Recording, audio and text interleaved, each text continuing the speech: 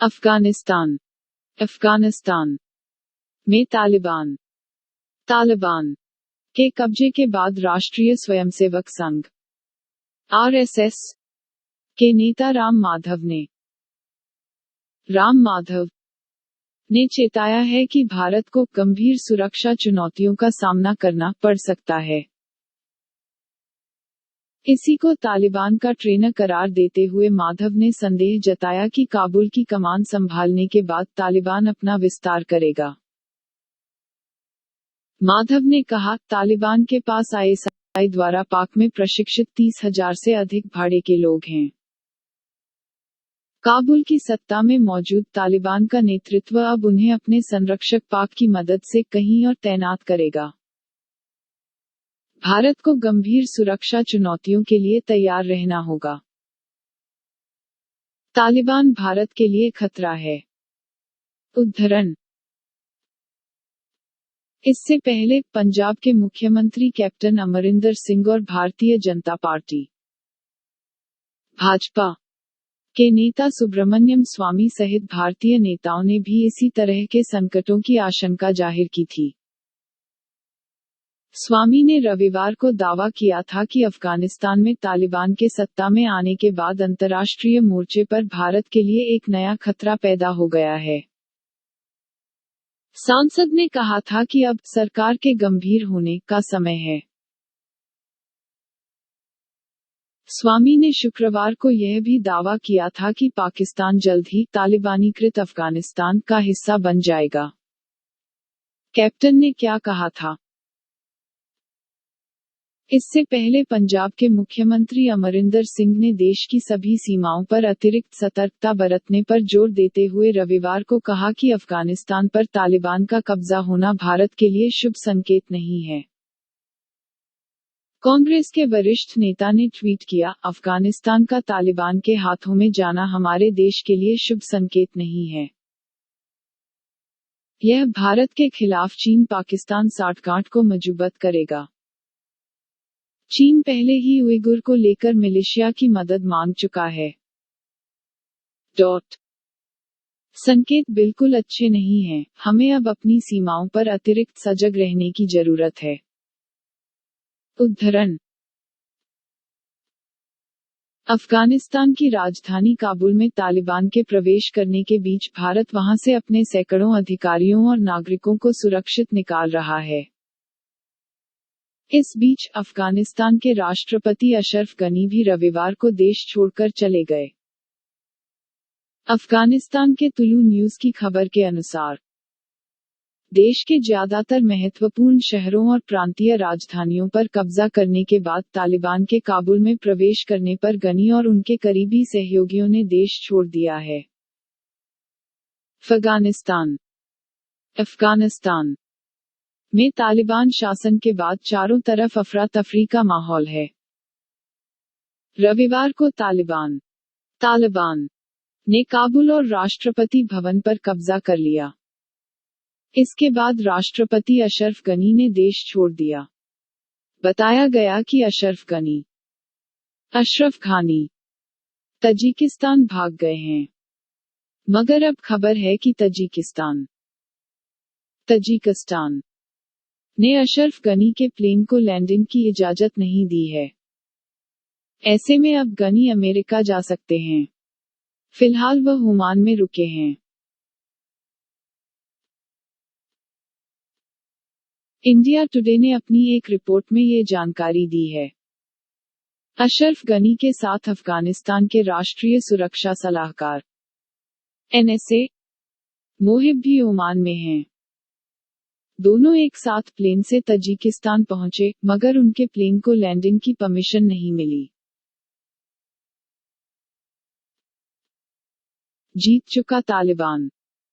उन्होंने लिखा कि अब तालिबान जीत चुका है। अब वह अफगान लोगों के सम्मान, संपत्ति और सुरक्षा के लिए जिम्मेदार है। अशरफ गनी ने लिखा है कि तालिबान एक ऐतिहासिक टेस्ट का सामना कर रहा है। अब या तो वो अफगानिस्तान के नाम और सम्मान को बचाएंगे या फिर अन्य जगहों और नेटवर्क को वरीयता देंगे।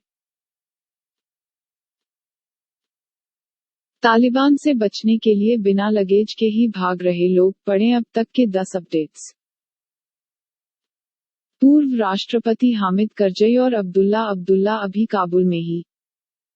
इस बीच पूर्व राष्ट्रपति हामिद करजई और अब्दुल्ला अब्दुल्ला अभी काबुल में ही हैं। दोनों आज तालिबानी लीडरशिप से बात करने वाले हैं। दोनों की कोशिश है कि किसी तरह बातचीत सफल हो जाए और काबुल में मिली जुली सरकार चले, ताकि लोगों को कम तकलीफ हो। हालांकि तालिबान से साफ कर दिया है कि काबुल की सत्ता वह सीधे अपने हाथों में लगी। ऐसे में सब कुछ तालिबान पर ही निर्भर है।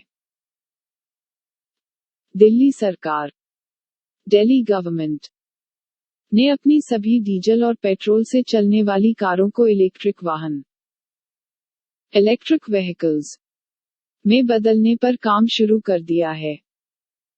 इसी साल फरवरी महीने में दिल्ली सरकार के परिवहन मंत्री कैलाश गहलोत ने इसका ऐलान किया था। परिवहन मंत्री गहलोत ने कहा था कि दिल्ली सरकार के अधिकारियों के आवागमन के लिए उपयोग की जाने वाली सभी लीज या किराए पर ली गई कारों को 6 महीने की अवधि के अंदर इलेक्ट्रिक में परिवर्तित कर दिया जाएगा। दिल्ली सरकार ने इस पर अब अमल करना शुरू कर दिया है। दिल्ली सरकार कोशिश कर रही है कि अगस्त के अंतिम सप्ताह तक सभी विभागों में इलेक्ट्रिक गाड़ियों का उपयोग शुरू हो जाए। 7 अगस्त 2020 को दिल्ली सरकार ने जारी किया था नोटिफिकेशन। बता दें कि दिल्ली में इलेक्ट्रिक गाड़ियों के लिए पॉलिसी का नोटिफिकेशन पिछले साल 7 अगस्त को जारी हुआ था। उसके बाद से ही रजिस्टर्ड ई गाड़ियों पर सब्सिडी का फायदा दिल्ली वालों को मिल रहा है। हालांकि बीते एक साल में शहर में कोरोना की 2 लहरों के आने के बाद गाड़ियों की बिक्री पर असर देखने को मिला है। इसके बावजूद जून 2021 के बाद से एक बार फिर से इलेक्ट्रिक वाहनों की बिक्री बढ़ गई है। दिल्ली में अब तक इतने गाड़ियों का हो चुका है रजिस्ट्रेशन। दिल्ली परिवहन विभाग के आंकड़ों के मुताबिक इलेक्ट्रिक व्हीकल पॉलिसी 2021 लागू होने के बाद अब तक तकरीबन 14,500 इलेक्ट्रिक गाड़ियों का रजिस्ट्रेशन हुआ है। दिल्ली सरकार अब जगह जगह चार्जिंग इंफ्रास्ट्रक्चर पर खास ध्यान दे रही है। दिसंबर तक दिल्ली के अलग अलग बिल्डिंग कॉम्प्लेक्स में 10,000 से ज्यादा इलेक्ट्रिक व्हीकल चार्जर लगाने का लक्ष्य रखा गया है। 100 गाड़ियों से ज्यादा पार्किंग स्पेस वाले सिनेमाघरों, multiplex, office space, hotel, restaurant और अस्पतालों को पार्किंग क्षमता का 5% ई गाड़ियों के लिए रिजर्व करना होगा।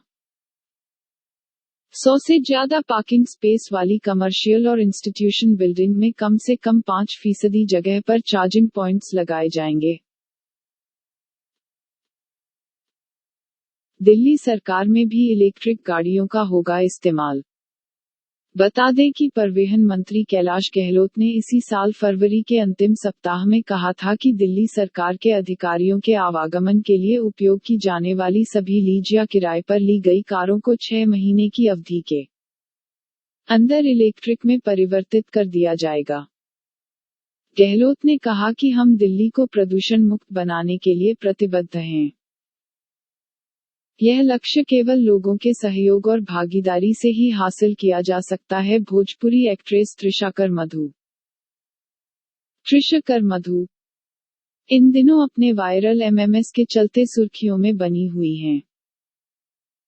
वो सोशल मीडिया यूजर्स से लगातार अनुरोध कर रही हैं कि उनका वीडियो डिलीट त्रिशा कर मधु एमएमएस वायरल कर दिया जाए और इसे लोग शेयर ना करें, उन्हें बदनाम ना करें। लेकिन इसके बावजूद भी सोशल मीडिया यूजर्स उनके वीडियोज त्रिशा कर मधु वायरल वीडियो शेयर कर रहे हैं और अब तो लोग इसे YouTube पर डाउनलोड करने का लिंक भी साझा कर रहे हैं।